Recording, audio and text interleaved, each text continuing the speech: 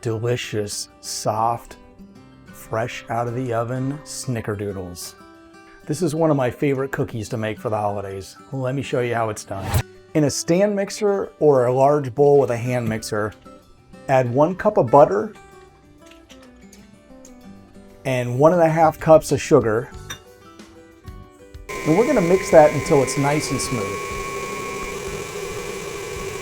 Next, let's add 2 eggs, a teaspoon of baking soda, and we're gonna add 2 teaspoons of cream of tartar. And we're gonna get that well incorporated as well. Lastly, let's gradually add 2 3/4 cups of flour, mixing as you go until you get that well combined. All right, so now that we got the dough mixed, we're gonna take that and we're gonna shape it into 1-inch diameter balls. And then we're gonna roll that in a mixture of cinnamon and sugar. I usually do about 2 to 3 tablespoons of sugar and then about a teaspoon or so of cinnamon, and just mix that together and then put it out on a plate and then roll it in that. And then we're gonna place those on an ungreased cookie sheet. Then we're gonna place the cookie sheet in a 400-degree oven for about 8 to 10 minutes or until the cookies just lightly begin to brown. Check out this pile of delicious.